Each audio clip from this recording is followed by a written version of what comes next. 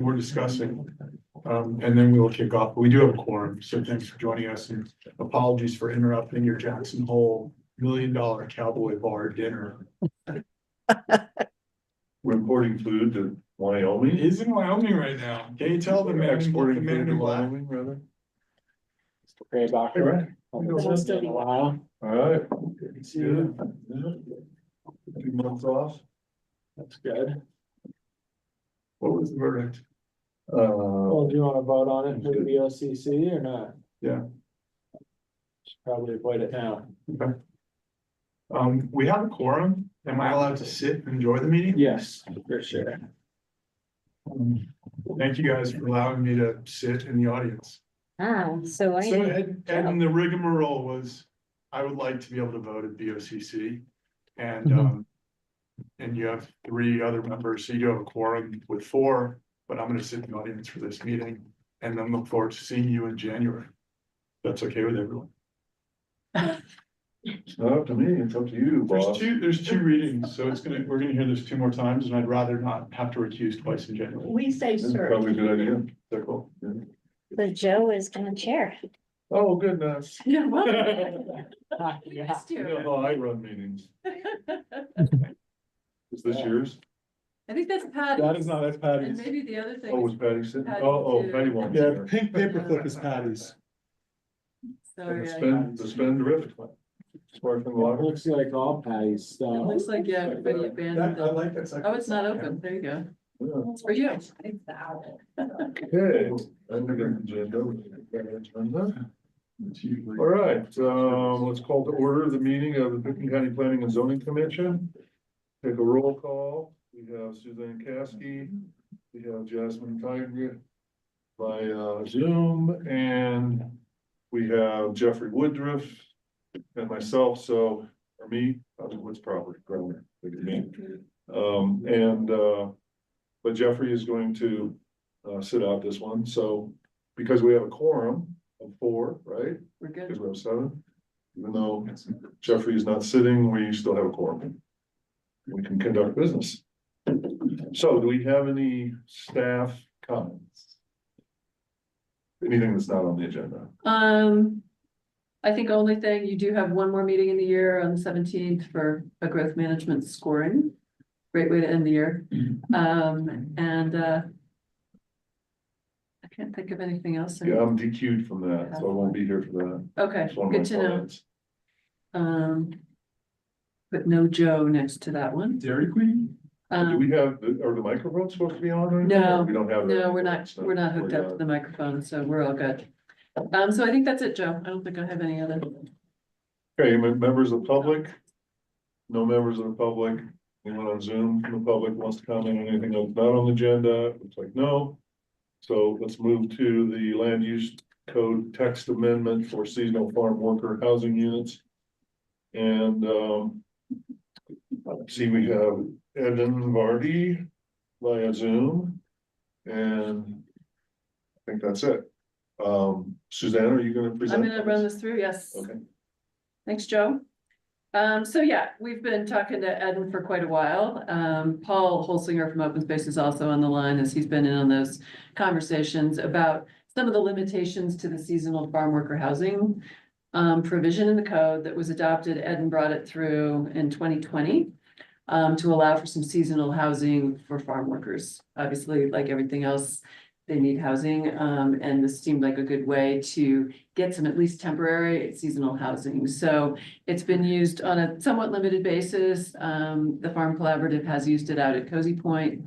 One open space property has utilized it. Oak Ovens, is that up by Redstone? Is Yeah, that what that is? yeah, across from Redstone. And then the farmer at, in Emma on the county's open space had actually started an application, and then turned out that the worker that she thought she would house this way wasn't gonna need the housing after all, so didn't pursue it. But when we first started the provision in 2020, Open Space hadn't adopted a provision to allow for it on their open space properties, and they do now have a policy that's been adopted. So it's allowed for those farmers who are on leases on county properties to bring those forward. So, it's had limited use, but Ed is, we've had this conversation about there are limitations that are keeping people from using it.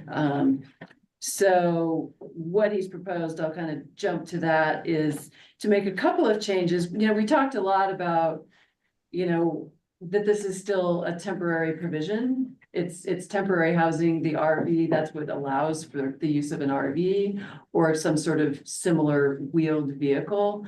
Otherwise, under our codes, that's hard to get that to work. So that's why it was put in initially as a temporary use, which is still the main intent for it.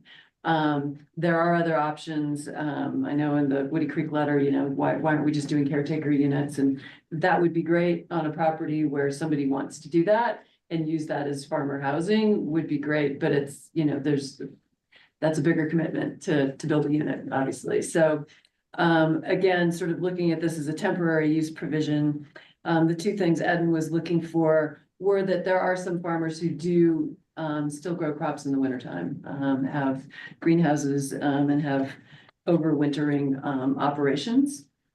So that this would allow for a request to basically get an additional permit for the 3 months now that are not allowed.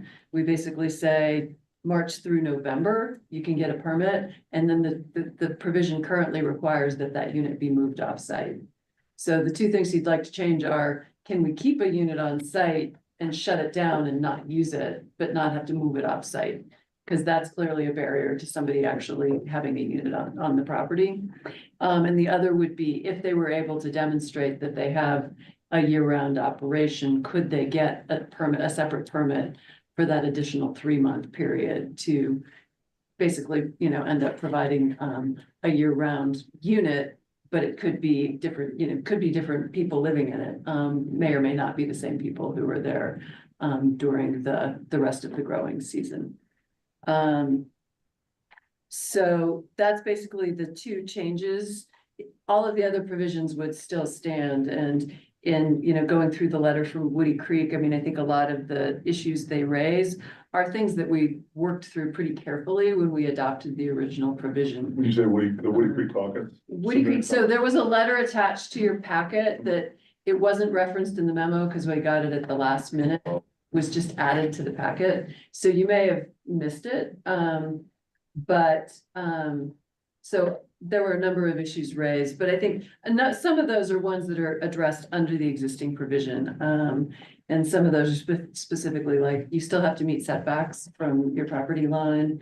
There are fire standards meeting the NFPA requirements for the recreational vehicle. They're not allowed to use septic and water systems on site. It has to be a self-contained unit. All of those things are already included in the provision. The other issue they brought up was, is it for food production that's left undefined? Is that potatoes for vodka or marijuana for edibles? There is specific language that speaks to Food consumption, I think. yeah, I think it's pretty specific. I mean, produces and sells food for which the primary purpose is human consumption by the public in Colorado. That would exclude the potatoes, the vodka, and So I think, yeah. So that's, I guess, a question if we think that is anything that would need to be tightened up, but that's the way the language reads today. Just trying to think. Oh, there was a question about, that this has to be for agricultural laborers only. It shouldn't be a short-term rental, or for your friends and family. And clearly that's not the intent. The way it is permitted is for a worker. And obviously if we got any complaints that it was being used otherwise, we could enforce against that. So, no, that's not how it's intended to be used. So, anyway, so that's some of the issues that the Woody Creek letter brought up. Otherwise, the only other caucus we heard from was Upper Snowmass Creek Caucus. They supported the request. We noted Emma Caucus was really involved when this came through the first time. They had a lot of concerns, I think, which helped us, tighten up some of the provisions that are in that existing language in the code. So we didn't hear from them this time around. We could still hear from them, before this moves forward to the board. But so Woody Creek and Upper Snowmass were the only caucuses we heard from, so far. I think that's about it, kind of a quick Okay. summary, but it's basically just some kind of short changes to the code to try and broaden slightly the use of the provision, but without, again, looking at a bigger, more full-time, permanent type structures. Again, I think there's probably a further conversation someday about that and being able to house your workers on site, but this is still kind of working within the confines of that temporary use provision. Do any of the P and Z members have any questions for Suzanne? No. Eden, would you like to make a presentation or provide any commentary? Sure, and mostly I'm here to answer any questions. Suzanne did a tremendous job. I think really the intent of our requested land use change here is to make this this land use code just a little bit more user friendly for farmers. When we did a kind of landscape analysis of all of Western Colorado, which of course included Pickens County, the number one issue was access to land. Pickens County Open Space, City of Aspen Open Space, Aspen Valley Land Trust are doing a really good job at helping us address a lot of that barrier for beginning farmers and ranchers that want to really produce in our Mountain West region, which, according to Board of County Commissioners, is one of our priorities for Pickens County, is to maintain kind of a rural character and our heritage. And the number two barrier was access to housing. Not too different than any other field, other than in agriculture. If you don't live on the land, agricultural production becomes significantly more limited. There's obviously very early mornings, very late evenings. When you start getting into livestock, someone just needs to be there to make things happen, to allow things to grow, to allow animals to be raised humanely and effectively. And this farm worker housing provision has certainly been a game changer for us in being able to use it, but it is very limited in how it's written. And I think evidenced by the fact that we really only had 2 applicants in the 4 years since it's been adopted. And also from what we heard from other farmers is it's a little bit too limited to really make the impact that we were hoping it would make for the local agriculture community, as small as it currently is. And we believe that these 2 barriers will help to make it used a little more commonplace. I don't anticipate seeing many more applications. Maybe we'll go up to 3 or 4 a year, but I think it's something that I think is just necessary if we really want to. If the intent of the ordinance is to support our local farmers and ranchers in being able to stick around and produce for our community. So that's really kind of the intent behind the land use change. I think because of the temporary nature, the requirement for really, if someone was going for the full year-round capacity, it's 2 permits a year. There's so many opportunities to identify any potential violations. And I think with the way the code is written and kind of the time that was put into that in its last iteration really does prevent someone from using this nefariously for housing someone other than a farm worker. And I think it goes without saying, but we are rapidly running out of farmers in Pickens County and in the United States today, with our average age locally, getting into the upper 60s. And for us to have a agricultural heritage and kind of anchor in our community that still relates to agriculture, I think we as a community just need to do all that we can to support farmers and ranchers and being able to grow food for all of us. And this is a small step in helping to make that a little bit more possible. So I really hope that you consider adopting or making this recommendation to move forward to the Board of County Commissioners, where there will certainly be many more opportunities for further exploration and discussion and refinement if such changes are needed. Thank you so much for the opportunity to present. Okay, thank you, Eden. Is this a public hearing? It is not. And I Um, don't have any, I just checked, there's nobody else online besides Paul Okay. listening in. Suzanne, any questions, comments? only a comment to tell Eden how much I admire your organization and all that you all are doing, and anything that makes it move closer to success is good with me. Thank you for saying that. Jasmine? I would agree. I think this is a very helpful but very limited improvement, which will make things easier for the farmers without bringing around any unintended consequences. So I'm in favor of it. Okay, thanks. So I just have a few questions, I think. First, let's start with Suzanne. So it says in the memo that this is allowed in the following zone districts.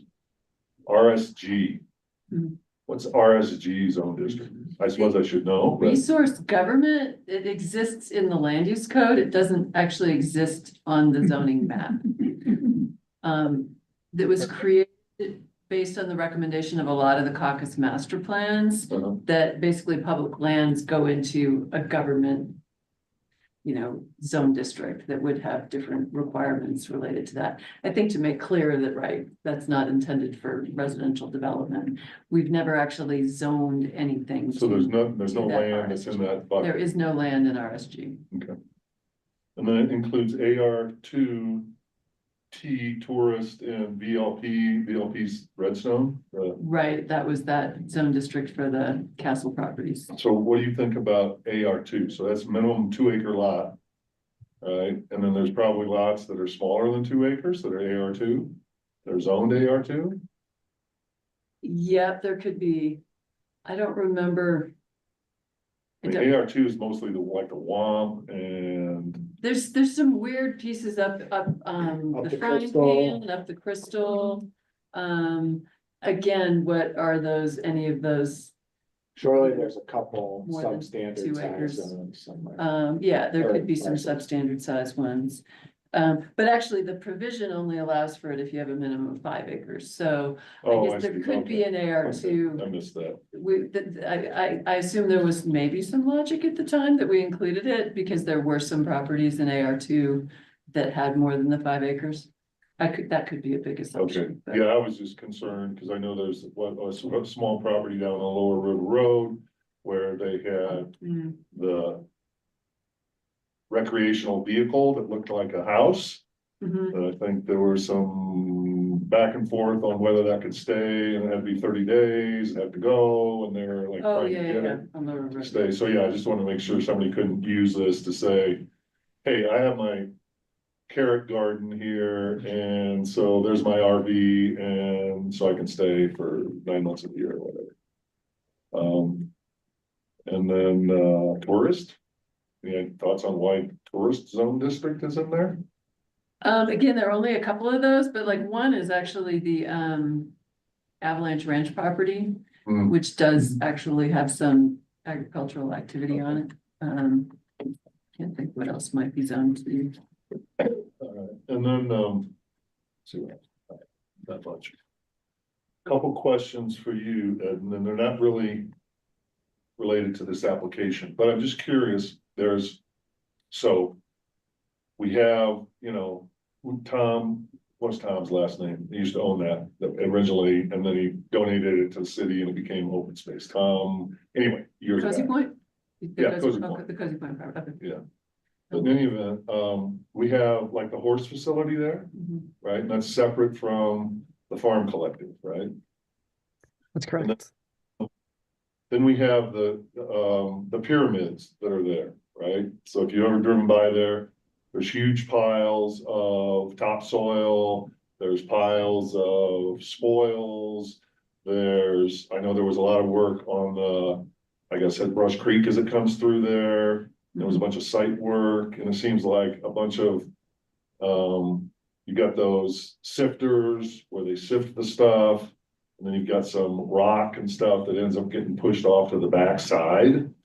So I was just curious, what's going on with all that? And is that some sort of permitted use to have, because I know they sell that topsoil, but I think it's the horse operation that is that part. So the correct? big pause, I mean, the work that's been going on, kind of the regrading of all of the paddocks for the horses, they did a Uh-huh. bunch of work on the parking lot. Right, Like that was all, you know, the city came Frozen. through the location and extent to do a bunch. oh, of so we don't improvements. have any say on it. So we did, you know, we've seen that through your process.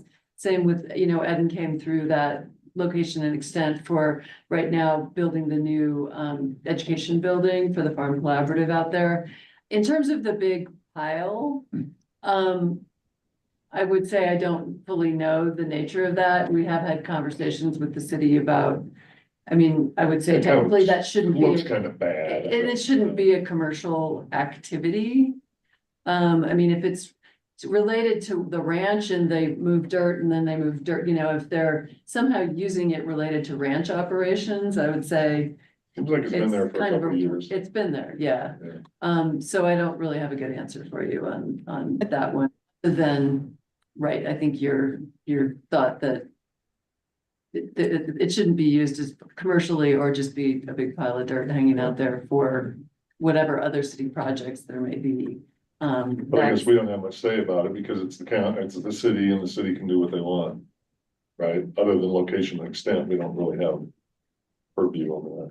Yeah, I mean, I guess there's probably somewhere a line that gets drawn of, you know, again, like I've always looked at it as if there's some justification that this is being used related to your ranching operation. I don't know that we have a whole lot to say about that. If it's its own separate operation in terms of having materials that you're selling off site, then I'd say that maybe, you know, that's. But So- this isn't a burden for Eden. No, Yeah, is I mean- that on is that on the farm collective property or is that on the horse ranch property, so to speak? Yeah, so there's many piles happening right now, and so I can't speak to all the piles. We have a pile. It was the excavation from the farm center. That's the one that was off the old highway entrance there, as you're heading up Valley on Highway 82, kind of like basically perpendicular to the Red Barn. That pile is going to be gone really as soon as the snow melts. There's a little bit more backfill that needs to happen, but as you can see from our facility side of things, our building is aiming to be completed, and we're still hypothetically on schedule to be in there in June, and so that will obviously need to be done before we get our CO. There's another pile that's a little down valley of that. That is the pile that is part of City of Aspen's project on Cozy Point LLC's leased land. That's a big grading and drainage project. It's my understanding that the vast majority of that work is also wrapping up, and so I believe that the pile should be significantly smaller. And then I think there's piles further out, kind of towards the archery range, and I can't speak to those ones. that's the one I think you're thinking of, that's the big one. I'm thinking of the one that's like closest to the highway. Yeah, and it's the farthest down valley. Yeah, it's Yeah. the farthest down valley, Yeah. right? So, Right. Well, you could probably use some of that topsoil, right? Hypothetically, I Really? mean, but I think the pile that has the topsoil, I believe, is the one that the city's working on for grading and drainage, and that should be pretty wrapped up shortly, if my understanding is correct. Since it Good was, question. you know, it was the application thing. That's all I had. Is there any discussion with? Actually, let me just see what everyone saying. Is there a definition in the code for a recreational vehicle? mhm. Want me to get it for you? I mean, if it's limited to five, you know, if it's it's gotta be at least 5 acres, I think we should be in decent shape. Okay. I will then. Any other comments? If not, I'm open to, if anyone wants to make a motion. I will Yeah. move to approve this application. Okay, we have a motion by Jasmine to approve land use code text amendment for seasonal farm workers as presented. Wait a second. Second. Suzanne has seconded it. All in favor, say aye. Aye. Passes 3-0. And it's on the BOCC. Great, thank you. Thank you. Thank you so much. Thanks, Welcome. Ed. All right. Have a great evening. Bye, everybody. That's all our business. You want to adjourn? Yes, Motion?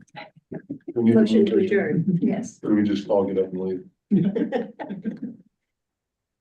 don't think we've ever taken a vote on those motions, but let's just, by acclamation, the motion passes to adjourn. Yeah. All right.